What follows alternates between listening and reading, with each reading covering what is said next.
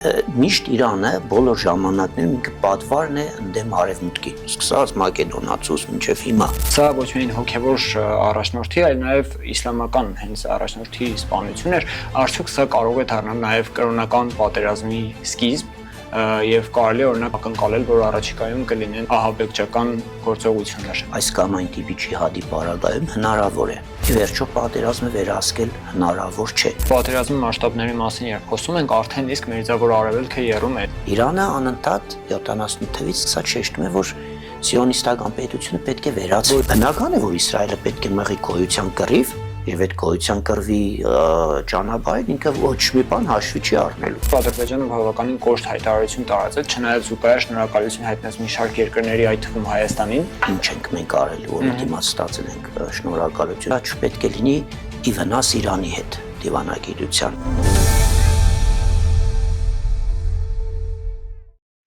Իրան-Իսրայել հակամարտությունը Ամերիկայի Միացյալ Նահանգների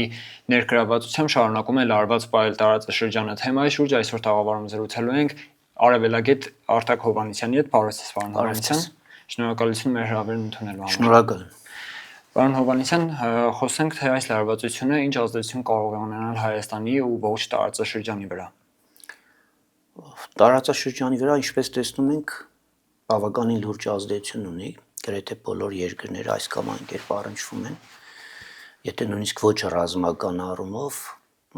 տնտեսական կորուստներ, ասենք, կրելու առումով,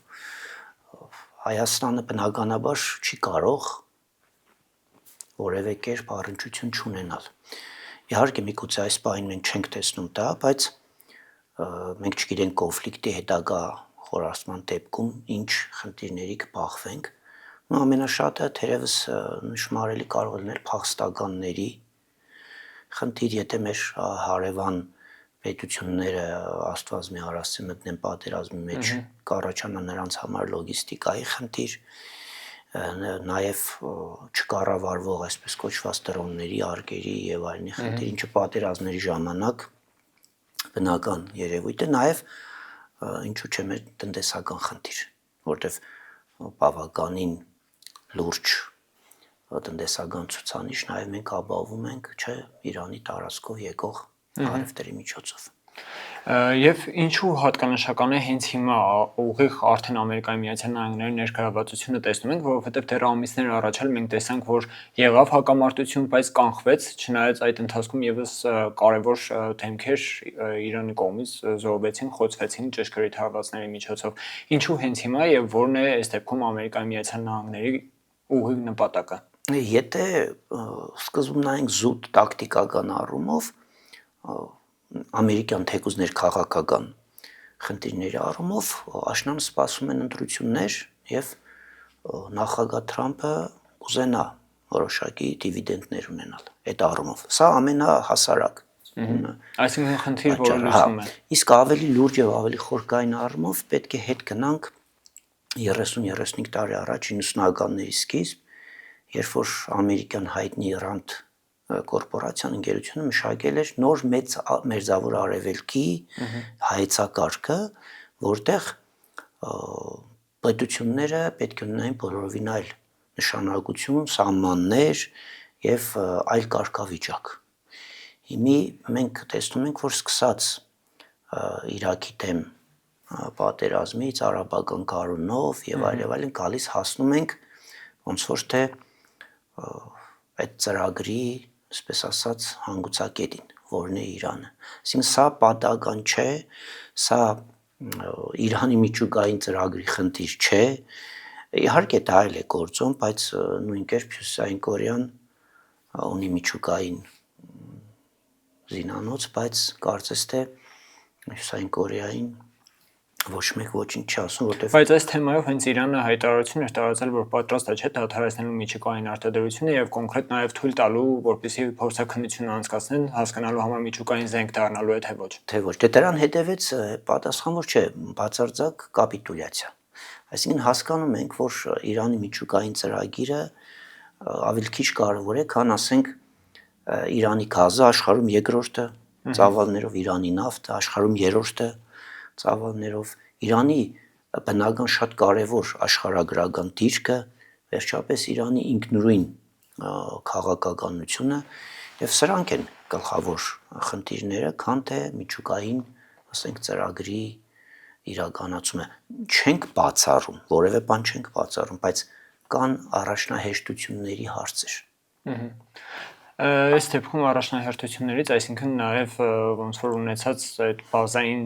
տվյալներն են, հա, նաև տիրապետելու, որովհետև մենք տեսանք նաև ճշգրիտ խոցումներից բացի Իրանը հրապարակեց անուններ,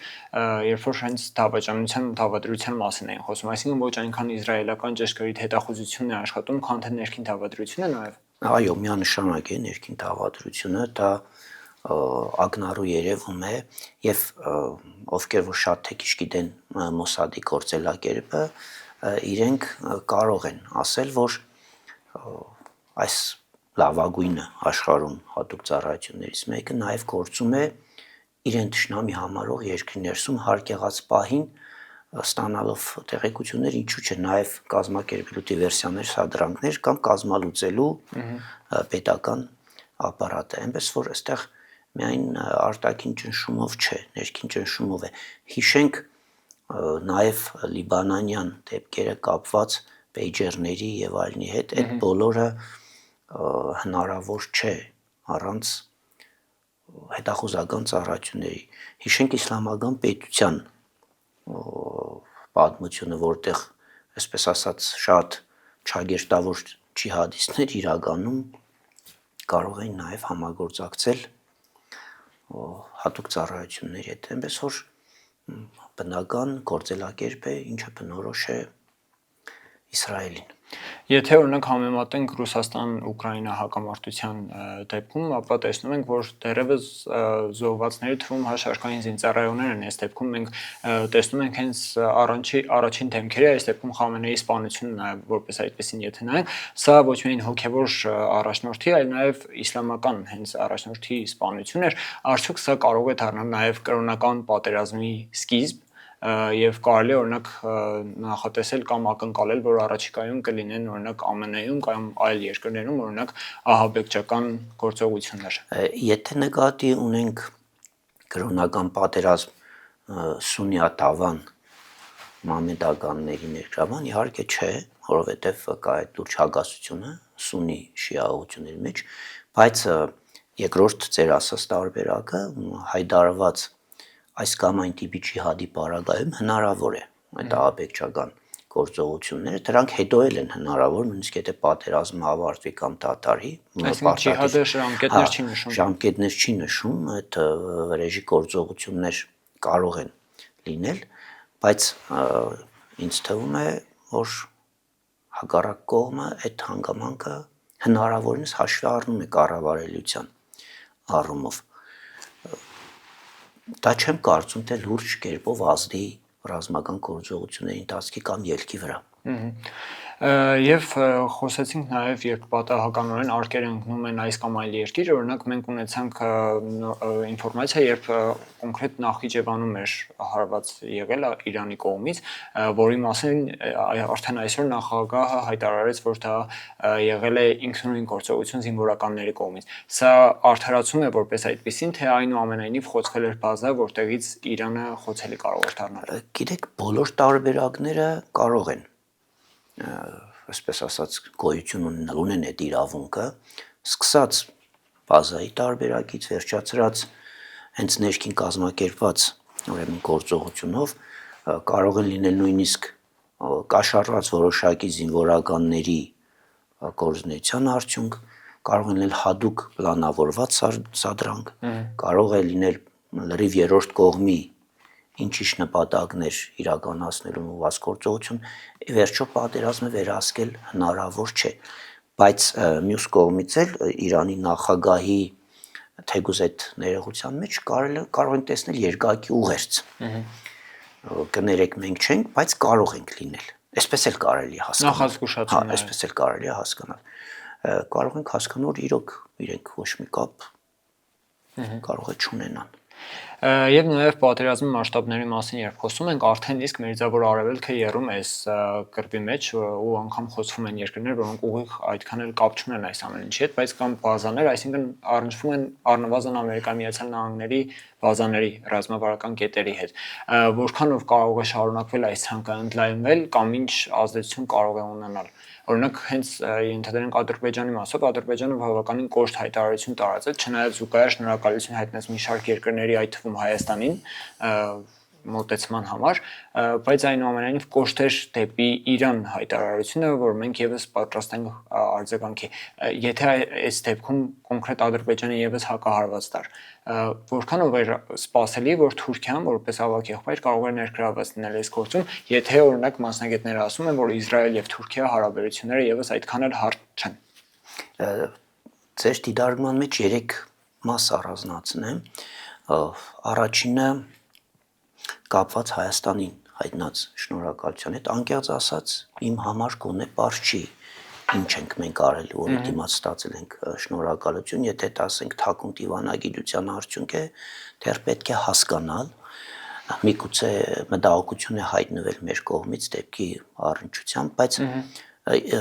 եթե դիվանագիտությունը արդյունքները բերում լավ, բայց դա չպետք է լինի ի վնաս Իրանի հետ դիվանագիտության հաշվին։ Ես կարծում եմ, որ այս հարցի հետ կապված կարող ենք նույնիսկ զուգահեռներ անցկացնել հենց նույն իրանական քաղաքականության հետ, ժամանակին, երբ որ մենք տարածքներ էինք ազատագրում 90-ականներին, Իրանը դատապարտում էր դա, բայց ներքուց դեմ չէր, որ Հայաստանը այդ տարածքները ազատագրի։ Սա հասկանալի է սեփական անվտանգային բուֆերի համար։ Երկրորդը կապված տարածաշրջանի երկրներին հարվածելու հետ, Իրանը հետաքրքիր ձևով ընդօրինակում է իսրայելական տակտիկան, ինչ առումով։ Իսրայելը չի ճանաչում որևէ երկրի սահման, տարածք եւ այլն, օրինակ ժամանակին NTB հայտնի գործողությունը կար, որ աֆրիկյան երկրից մտնում եւ գործողություններ կատարում դուրս էին գալիս։ Հիմի եւ դա Իսրայելը բնութագրում էր որպես իր պետության ազգային շահը պաշտպանելու երևույթ։ Բնականաբար Իրանը այս առումով երբ որ հարվածում է,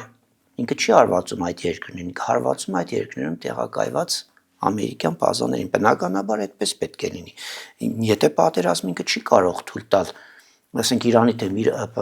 կներեք ԱՄՆ-ի դեմ Իրանը ոնց պետք է կռվի, ხო չի գնալու Կանադայից կամ Մեքսիկայից, պետք է հարվածի իր ավիակիրներին, ռազմաբազաներին, ռադիոլոկացիոն կայաններին, այսինքն կապ չունի դրանք որ երկրում են գնում, եթե նկատում է թշնամական գործողություն։ Ինչ վերաբերվում է Թուրքիա-Իսրայել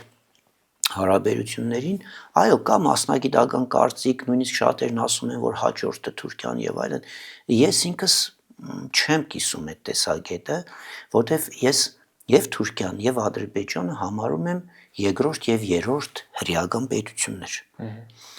Եվ համարում եմ, որ դա Իսրայել-Թուրքիա հակամարտությունը, այսպես ասած, իրականում գոյություն չունի։ Այսինքն Արեստացինի ուշադրություն շեղելու, որտեվ անդադար հոսում է նավթը Թուրքիայի տարածքով Իսրայել, ասենք, եթե հակամարտություն կա, ինչու չի դադարեցվում դա։ Այդ մեկ ջուրը կարևոր ստրատեգիական ռեսուրս։ Այսինքն Թուրքիա եւ Իսրայելի մեջ որևէ տնտեսական խնդիր չկա, այդ փոխադարձ հռետորաբանությունը միամիտների, ասենք, համար կարող է միգուցե լինել։ Ադրբեջանի ղեկավարության ծագումնաբանությանը չեմ անդրադառնում, գիտենք, որ կիսով չափ իրենք ինչ ծագում ունեն հրեական, աշխարհում տարբեր շատ հրեական պետություններ կան, Իսրայելը մայրն է, կենտրոնն է, եւ որևէ խնդիր չկա, այստեղ Իսրայել-Թուրքիա հակամարտություն ներկայացնելու չկա։ Այդ մեծ Թուրանի գաղափարը իշքան էլ տարօրինակ թվա, Իսրայելին էլ է ձեռնտու շատ երկրների, մեծ Թուրանը եւ մեծ Իսրայելը իրար չեն հակասում, իմ կարծիքով։ Ինչ վերաբերում է կոնկրետ ռազմական գործողությունների մեջ մտնել, դա Նախիջևանի դեպքում հնարավոր է համաձայն Կարսի պայմանագրի։ Բայց ես չեմ հավատում այդ տարբերակին, որ Թուրքիա-Իսրայել կարող է լուրջ ռազմական բախումներ կամ խնդիրներ առաջանան։ Իհարկե, հարկ եղած դեպքում եւ Թուրքիան եւ Ադրբեջան իրենց բաժինը վերցնելու են։ Նաեւ կա չմոռանանք Իրանի քրդերի գործոնը, որը Թուրքիայի համար խնդիր է եւ ինքը պետք է կանխի այդ հատվածների միավորումը։ Բայց այս մասով եւս Ամերիկան սա որպես զենք փորձում է չէ օգտագործել, որովհետեւ եղավ հայտարարություններ նաեւ ազգային փոքրամասնություններին այս դեպքում հենց քրդերին զինելու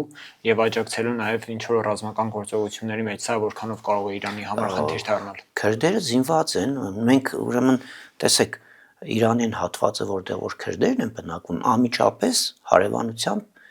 Իրաքյան Քրդստանն է, փաստացի դե ֆակտո ամերիկյան պրոտեկտորատի տակ անկախ տարածք։ Եվ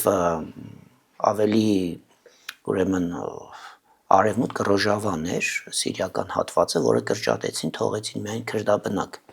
Այդ հատվածը դե հյուսիսում էր թուրքական հատվածում քրդերն են, բայց այստեղ երկակիություն կա, որովհետև քրդերի զգալի հատված Սիրիայում իրենց դավաճանված է զգում եւ միգուցե այն էնտուզիազմով չմասնակցի հենց սկզբից։ Իհարկե, եթե Աստված մի արասցե Իրան ընկնի, բնականաբար բոլորը կշտաբեն բաժանելու տարածքը։ Եվ այդ մասին ոնց որ արդեն իսկ ազդարարվում է, որովհետև չնայած 8-րդ օրն է ինչ ընթանում է հակամարտությունը, բայց դեռ 3 արդեն հայտարարված էր, որ մոտ 50%-ը ռազմական նշանակության կետերի խոցված է եւ շատ քիչ է մնացել որպես այդպեսին Իրանի պաշտպանությանը, սա որքանով է իրականությանը մոտ, որովհետև Իրանը որքան փակ, այնքան էլ ինքնավար պետություն է այնուամենայնիվ եղել եւ ասում են, որ հիմա չկա ճիշտ է հոգեվոր առաջնորդը, բայց երկրի ինստիտուցիոնալ կառույցները կարող են գործում են։ Այնտեղ գիտեք ինչ է, միայն քրդական չէ, այնտեղ չմոռանանք արևելքում բելուջները կան, որոնց էլ Պակիստանն է տաքացնում, այս հատվածում շիա արաբները կան, ինչ վերաբերում է ռազմական կարողությունների ոչնչացմանը, տոկոսային չենք կարող ասել, որտեղից ենք մենք կարող վերցնել այդ հստակ թվերը, բայց որ լուրջ հարվածներ կրում է, դա փաստ է։ Հաշվի առնելով նաև, եթե կա ներսում դավաճանական այդ ցանցը, գործակալական ցանցը, այսինքն կարողությունների վերականգնման խնդիր այստեղ կարող է լինել, չի կարող չէ Իրանը միաժամանակ եւ պատերազմել եւ կարողությունները վերականգնել։ Իրանը այդ առումով ոչ է Ռուսաստանը, ոչ էլ ԱՄՆ-ը։ Ես չեմ հավատում այն դրույթներին, որ ԱՄՆ-ի զենքը կսպառվի, չեմ հավատում նաեւ որ ռուսական զենքը կսպառվի։ Ինչու, որտեվ իրենք սառը պատերազմի ժամանակ կուտակել են բավականաչափ զենքեր, բավականաչափ ժամանակահատվածի համար հսկա ռազմական պոտենցիալ ունենալու, պատերազմելու։ Նաև տարածքի շրջափակվածության առումով, ասենք, Իրանի օգնությունը պետք է գա լավագույն դեպքում Չինաստան կամ Հյուսիսային Կորեա, լավագույն դեպքում, բայց կարծում եմ լոգիստիկ ճանապարհները վերահսկվում են։ Հաջորդ հարցս հենց նաև Չինաստան եւ Ռուսաստան ներգրավվածության մասին է, որքանով են այս երկու գերտերությունները մեր տարածաշրջանում թույլ տալու Ամերիկայի ներկայությունը որպես այդպեսին եւ նաև զուգահեռ կարող եմ խոսել այն մասին, թե թրիպը որպես այդպեսին կարող էր դառնալ ԱՄՆ ներկայացուցչություն այս տարածքում եւ օրինակ եթե արդեն իսկ թրիպը գործեր, մենք կլինեինք հարվածի տակ, թե չէ Իրանի կողմից։ Գիտեք, թույլ տալը ցանկության դաշտում չէ, ինչի, որտեվ ինչքան էլ չուզենան թույլ տալ եւ Ռուսաստան եւ Չինաստանը եւ հարկ եղած իրենց ռեսուրսները օգտագործեն, ի վերջո, եթե ԱՄՆ կարողացավ հաստատվելու է։ Սա միշտ պատմության մեջ օրինաչափ երևույթ եղել։ Ռուսաստանը հասկանում ենք Ուկրաինայում իրեն այնպես են, այսինքն ինքն իր իմ կարծիքով անհեռատես թողներեն, որ Ռուսաստանի պես երկրին անհեռատես եմ ասում, բայց այդպես է, որտեվ այդքան միլիարդներ, որ ինքը ծախսեց այս 4 տարի, եթե այդքան գումար, ինչպես որ անում են ամերիկացիները կամ եվրոպացիները, ներդներ Ուկրաինայի ռուսաբնակ տարածքներում, հաստատ այդ տարածքներն ավելի շատ իրենք պատկանեին, քան հիմա են պատկանում։ Իհարկե, այստեղ էլ պետք է գաղափարախոսություն, ինչ գաղափարախոսությամբ այդ ներդրումները կատարում, այսինքն կարելի էր այդքան փող ծախսելու փոխարեն այդ տարածքները փափուկ ուժ կիրառել։ Չինաստանի պարագայում այլ է խնդիրը, որտեվ որպես տնտեսական հսկա եւ կոնկուրենտ եւ Եվրոմիությանը եւ Ամերիկայի Միացյալ Նահանգներին, այստեղ ԱՄՆ խնդիր ունի պահպանելու դեռևս 1946-ից դրված դոլարի գերիշխանության համակարգ, ինչը ինչին կարող էր սպառնալ եւ Չինաստանը եւ BRICS կոչվածը, որը հիմա արդեն էլ կարելի ասել դեռևս չկայացած ոնց որ թե չասենք անկում է գնում, բայց կորցնում է ազդեցությունը եւ Չինաստանի դեմ ռազմական կոնֆլիկտ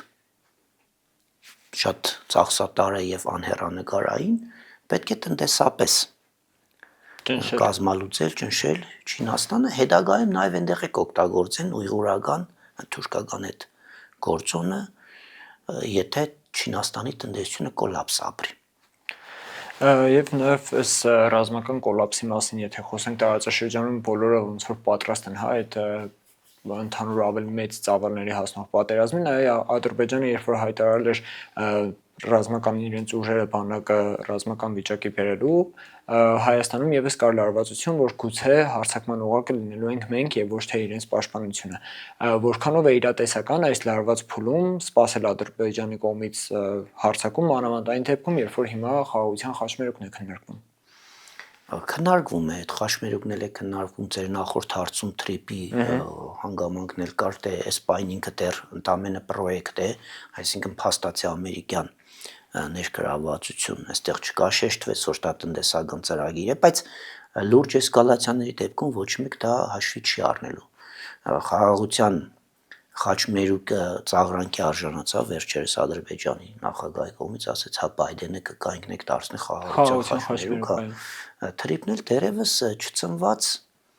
պրոյեկտ է, դա թղթի վրա խաղաղություն չի ստորագրվել, խաղաղության պայմանագիր չի ստորագրվել, նախաստորագրված փաստաթուղթ է, այս ամբողջի երաշխավորը ընդամենը Թրամփի խոսքն է։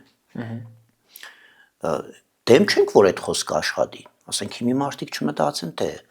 քննադատում ենք թրիպին կամ դեմ ենք, խնդիրը քննադատել չքննադատելը չէ։ Եթե այդ երաշխիքը աշխատում է, թող աշխատի։ Ոչ մի լրացուցիչ երաշխիք մեզ չի խանգարի։ Բայց լուրջ ռազմական էսկալացիաների դեպքում կամ Իրանում իշխանափոխության քաղաքացիական կռիվների, տեսեք Իրաքը 2003 թվականից 23 տարի անցել է, կարելի ասել այդպեսյան խելքը գլուխը չի գալիս։ Եթե Իրանում սկսվեն այդպիսի process-ներ, բնականաբար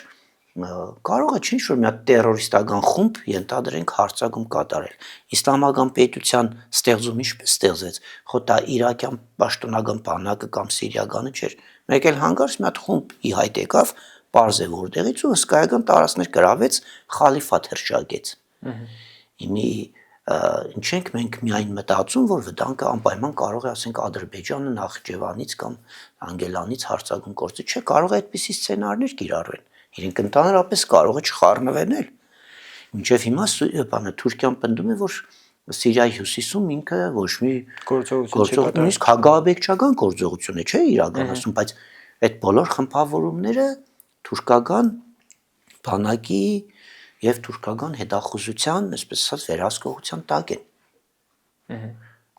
Այնպես որ պետք է այդ խնդիրը ավելի լայն դիտարկել։ Եվ նաև Իրանում այդ ներքին տրամադրությունը ինչպիսին է, օրինակ 30 եւ ավել տարի հանուն ղեկավարությունն է եղել որպես այդպիսին, ասում են, որ նաև ներքին անհնազանդություն կարող է լինել եւ նաև Իսրայելը առաջին իսկ օրերից դա էր ասում, որ մենք թիմում ենք ժողովրդին ուղղակի փոխել իշխանությունը։ Կարող է նաև այդ սցենարը գործածվել, որ ուղղակի իշխանություն փոխվի եւ այդ դեպքում ձեռք բերվի խաղաղություն։ Տեսեք, եթե համեմատենք Վենեսուելայի հետ, Իրանը Վենեսուելա չէ, ինչ առումով, որտեղ շատ գաղափարականացված է այդ առումով, կրոնական առումով։ Հետո նաև արժեքների մեծ տարբերություն կա։ Արժեքների մեծ տարբերություն կա։ Ի վերջո Իրանը 5000-ամյա քաղաքակրթություն է, Վենեսուելա չէ Իրանը եւ միշտ Իրանը բոլոր ժամանակներում ինքը պատվարն է ընդդեմ արևմուտքի, սկսած Մակեդոնացուց մինչեւ հիմա։ Այսինքն ինքը ինքնուրույն առանձին քաղաքակրթություն է լուրջ արժեքներով եւ բոլոր ժամանակներում լուրջ կրոնական համակարգ, ասենք զրադաշտականությունն է լուրջ կրոնական համակարգ եղել։ Հիմի այս առումով իրանական, եթե պարակտում է գնում իրանական հասարակության պարակտումը շատ ավելի ցավոտ կարող է լինել, բայց մյուս կողմից էլ կարող է կոնսոլիդացիա լինել։ Դա կապված է ինչ չափով դիմադրողականություն ցույց կտա իրանական բանակ, իրանական ժողովուրդ ու զինված ուժերը։ Դժգոհություններ կարող են լինել ամենալավ ղեկավարից էլ, եթե 30 տարի նույն համակարգն է, Զուտ փոխվելու համար մարդ ուզում է որ փոխվի։ Հասկացա։ Եվ օրինակ Ամերիկայի Միացյալ Նահանգների նախագահ Թրամփը համեմատություն արեց հենց Վենեսուելայի ու Իրանի սցենարների մեջ, որովհետև հայտարարության մեջ ասված էր, որ Իրանի ղեկավարը ընտրելուց պետք է համաձայնեցվի անձամբ Թրամփի հետ, ինչպես դա եղավ Վենեսուելայում։ Օրինակ մենք նշեցինք, որ համեմատել պետք չէ, բայց ամեն դեպքում համեմատությունը արդեն իսկ եղած է, այսինքն ինչ կարելի է ակնկալել, եթե օրինակ Խամենեի որդին լինի հոգևոր հաջորդ առաջնորդը կրկին սպանվելու է, ինչպես արդեն հայտարարեց։ Իսրայելը հայտարարեց, որ ով է լինի, սպանվելու է, սրանք փոխանցումներով խաղեր։ Անմիջապես ԱՄՆ հայտարարեց, որ իրենք պետք է որոշեն, այսինքն դա ուղերձ էր, որ ում ընտրեք կսպանեն, մենք եթե նշանակենք, էլ չեն սպանի։ Բայց եթե իրենք նշանակեն, այդ ենթադրում է, որ արդեն Իրանը ամերիկյան պրոտեկտորատ է։ Հիմա դա իրանական ժողովուրդը կընդունի թե չէ, ինչքան լավ կլինի իր համար կամ վատ կլինի, հուսով եմ իրանցիները չեն մտածում, որ ամերիկացիները կգան ներդրումներ կանեն եւ իրենք իրենց նավթ ու գազը արդեն ազատ կվաճառեն, որովհետեւ արևմտյան պետություններին դա բնորոշ չի, իրենք տանում են։ Իհարկե, այնտեղ էլ կարող է համեմատություններ բերում են հարևան, ասենք, Միացյալ Էմիրությունների, Սաուդյան Արաբիայի, նույն Կատարի, Բահրեյնի հետ, որոնց ժողովուրդը իրոք լավ է ապրում եւ իրենք ըստ էության ամերիկյան պրոտեկտորատներ են։ Բայց այս բանը, այսինքն Իրանը ավելի շատ որպես ռեսուրսների կենտրոն է հետաքրքրում նաև Ամերիկային, այդպես կարող ենք տեսնել։ Հա, իհարկե։ Եթե այդ մենք ցուցանիշներ բերեցինք, չէ, նավթի եւ գազի, բայց նաեւ ճանապարհային առումով։ Հորմուզի նեղուցի ստրատեգիական դիրքի առումով, եթե 4 կողմից Իրանը կտրում է Չինաստանի թևերը դաշնակիցների առումով, բնականաբար չինական տնտեսությունը չէ կոլապս պիտի ապրի կամ չի կարողանա կոնկուրենտ արդեն լինել։ Եվ ըստ տրամաբանության այս ավելի արդեն լայնամասշտաբ կռվի ժամանակ պետք է առնվազն աջակցի Իրանին։ Պետք է աջակցի, բայց Չինաստանի զգուշավոր քաղաքականություն ինչպես միշտ նաև սեփական ռեսուրսների հաշվարկը, որտեղ չինական քաղաքակրթությունը ինքը ներփակվելու մինչև 19-րդ դարի կեսեր եւ չինական եւ ճապոնական քաղաքակրթությունները զարգացել են, բայց փակված է դրա համար կոչում են, ասենք, Ճապոնիայի բռնի բացում, Չինաստանի բռնի բացում, այդպես։ Ինքը կարող է ներփակվել իր մեջ։ Ունի այդ պատմական փորձը։ Եվ Չինաստանը նոր չի, որ ամենաշատ բնակչություն եւ ամենաշատ հայտնագործություններ կատարող երկիրն է, միշտ այդպես եղել։ Այդ եվրոպացիները չեն եղել հայտնագործողներ, Չինաստանն է եղել բոլոր ժամանակներում։ Իհարկե տեխնոլոգիական առումով Եվրոպան ժամանակին առաջ անցավ, ամբողջ աշխարհը կարելի ասել նվաճեց, բայց Չինաստանն էլ բարբերաբար, այսպես ասած, վերածնվող հսկա է։ Եվ նաև Սենատի վերջին հայտարարության մասին նաև խոսենք, քվեարկություն եղավ 3 եւ 219 կողմ 212 դեմ Թրամփի լիազորությունները սահմանափակելուն էր վերաբերում այս ամեն ինչը, սա որպես այդպիսին գործիք էր ցույց տալու համար, որ Ամերիկայում ժողովրդավարություն եւ այլակարծություն գործում է, թե իրապես Ամերիկայում Թրամփին դեմ ձայներ եւս կան, տարակարծություն կա։ Եվեն կա, եւ կա նաեւ դիվանագիտություն, ինչ առումով, որ բոլոր սցենարները հաշվարկվում են, ինչպես ասեմ իմ կարծիքով, որ անհաջողության պարագայում Թրամփը կարող է, ընդհանրենք պատերազմի դադարեցնել, դուրս գալ կամ հաշտություն կնքել, մեկնաբանել կոնգրեսի կամ սենատի դիմադրությամբ։ Սա հետնահանջի ճանապարհ, որպես դիտարկենք զուտ դիվանագիտական առումով։ Կա որոշակի հակասություն չնայած ընդհանրությունների դեմոկրատական հանրապետական կուսակցության մեջ, ամերիկյան հասարակությունն այս առումով միանշանակ չէ, դիրքորոշում Իրանի դեմ պատերազմի։ Մենք անգամ զինվորականների կողմից տեսանք սպան թեմերը, ասում են մենք չենք տարեվերջին Իսրայելի ակնկալվում են ընտրություններ, շատ կարևոր է նաև այս հողի վրա խաղալը, եւ այստեղ նաև այո բազմակարծության խնդիրներ կա, որը միշտ եղել է, չնայած ամերիկյան քաղաքականության մեջ շատ մեծ դեր ունեն հրեաները, հրեական լոբինգը, նայեք ժամանակին գրեթե բոլոր պետքարտուղարները հրեական ֆոնդերից են ստացել կրթություն, սնուցում եւ այլն, այսինքն սա ապահովելու բան չի, հենց ինքն Թրամփն է համեմատում, որ Իսրայելը հրեաներն իր ընկերներն են պիտի պաշտպանի։ Բայց օրինակ նույն ընկերների կարծիքը ոնց որ չէ, Ամերիկան այդքան էլ կոնկրետ Թրամփը այդքան էլ հաշվի չառավ, երբ Իսպանիայի վարչապետը հայտարարել էր, որ թույլ չեն տա այլևս թռիչքներ իրականացնել, որոնք խոցելու են Իրանը, բայց նույն ժամանակ թռիչքները իրականացվեցին եւ հայտարարվեց, որ հակառակ պարագայում տնտեսական փակուղու առաջ կկանգնեն։ Սա ինչ ուլտիմատում է եւ արդյոք սպասելի էր։ Որքան էլ տարօրինակ թվա, Իսպանիան Իսրայելին կամ իսպանացիները հրեաներին հավասար չեն։ Իսպանան կամ իսպանացիները որևէ գործոն չունեն ազդելու ամերիկյան քաղաքականության վրա։ Իսկ Իսրայելը եւ հրեաները ունեն։ Եվ միլիարդատերերի քանակով, եւ պաշտոնյաների քանակով, եւ իրենց նպատակաուղված ազգային քաղաքականության շնորհիվ մենք փորձենք հարցնել Իսրայելի տեսանկյունից էլ նայել։ Ստեղծման օրվանից գոյության կռիվ է մղում։ Եվ տեսեք մեր խոսակցության մեջ ոնց որ Իրանի հանդեպ համակրանք կարող է նկատվել, բայց Իրանը անընդհատ 70 թվականից սկսած շեշտում է, որ սիոնիստական պետությունը պետք է վերացվի։ Ոչնչացվի։ Հիմի սա էլ ընդունելի չէ։ Ինչի համար պետք է ոչնչացվի։ Սա որպես արգումենտ նաև ներկայացվեց, որովհետև Նեթանյահուն եւս ներկայացրեց, որ մենք 30 տարի լսել ենք, որ ասել են պետք է Իսրայելը ոչնչացվի եւ սա նաև Եվ հիմնավորումը չկա։ ինքնության պայքար է։ Հիմնավորումը չկա, ասենք Իրանը ինչ է ուզում ոչնչացնել Իսրայելը Պաղեստինի համար, Պաղեստինն արաբական տարածք է, արաբներն այդքան չեն պաշտպանում իրենց տարածքը։ Այդ տարածքի կորստի մեջ 50 չափով, եթե 50%-ով, եթե Իսրայելն է մեղավոր, 50%-ով էլ իրենք են մեղավոր։ Ես կարող եմ շատ այդտեղ փաստաթղթային եւ փաստային մանրամասներ ներկայացնել։ Իրանը որևէ այդ առումով չի կարող արաբներից շատ սիրել եւ պաշտպանել։ Եվ իրանական պրոքսիները Եմենում, Լիբանանում, ժամանակին Սիրիայում, այսինքն Իրանի կողմից էլ կար, այսպես ասած, թաքնված միտում հին իրանական կայսրությունը գոնե ազդեցության առումով վերականգնել առումով։ Այնպես որ բնական է, որ Իսրայելը պետք է մղի գոյության կռիվ եւ այդ գոյության կռվի ճանապարհին ինքը ոչ մի բան հաշվի չի առնելու։ Եվ իրենք էլ ունեն մեծ Իսրայելի գաղափար։ Նեղոսից մինչև Եփրատ։ Եվս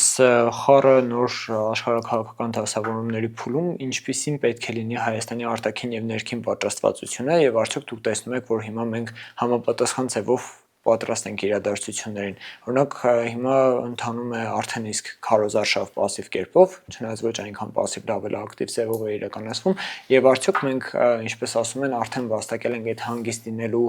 հնարավորությունը, որ մենք հարցակումները ուղղակ չենք կարող լինել ներքաշվել այս կռվում եւ կարող ենք զբաղվել քարոզարշավով։ Այսպես ասեմ, օրինակ նույն արտգործնախարարության հայտարարությունը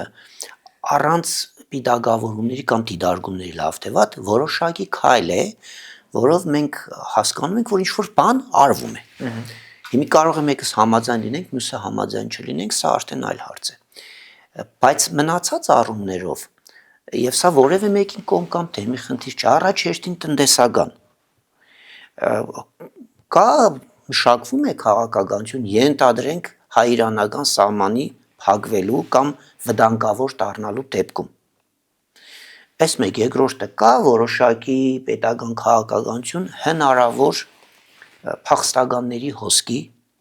նաև փախստականների անվան տակ տարբեր տիպի խմբավորումների մարդկանց Հայաստան լցվելու խնդիրը կարգավորելու կամ վերահսկելու առումով։ Սա ոչ քննադատություն է, ոչ լավ ու վատ բնորոշումներ տալու միտում է, հարց է, որը հետաքրքիր է ինձ թվում է ցանկացած քաղաքացու Հայաստան Հանրապետության, ով մտածում է շատ տեկիչ իրավիճակի մասին։ Այդ նախընտրական բանին էս պարագայում կոնկրետ իմ համար երկրորդական չէ, 12-երորդական են, որտեվ կա անվտանգության խնդիրներ եւ սպառնալիքներ։ Այդ սպառնալիքների մեղավորը ոչ մենք ենք, ոչ իշխանությունն է, ոչ ընդդիմությունը, ոչը որևէ մեկն է։ Սա արտաքին օբյեկտիվ խնդիր է։ Հիմա այս հարցում մենք ինչ ենք անում։ Արտգործնախարարության աշխատանք էլ եմ ասում, նկատում եմ, չեմ պիտակավորում, բայց մնացած առումներով տնտեսական հոսքերի եւ այդ փախստականների հոսքերի նաեւ այդ վտանգը, որ ուրիշի անվան տակ ուրիշ խմբեր կարող են մտնել գործողություններ իրականացնել եւ այլն, այդ առումով ինչ-որ բան արվում է, եթե արվում է լրջորեն, բայց պետք չէ որ դա բարձրաձայնվի, շնորհակալություն։ Եթե չի արվում Ուրեմն կներեք, բայց անլուրջ։ Շնորհակալություն պարոն Հովհաննիսյան ստացած զրույցի համար։ Մենք առաջիկայում հուսանք եւս մեկ անգամ հնարավորություն կունենանք քննարկելու արդեն տարածաշրջանում այս դեպքում երևի թե խաղաղության կամ հանգուցալուծման մասին ինֆորմացիա։ Շնորհակալություն։ Շնորհակալ եմ։ Իսկ մենք կհանդիպենք նոր հարցերին պատասխան գտնելու համար։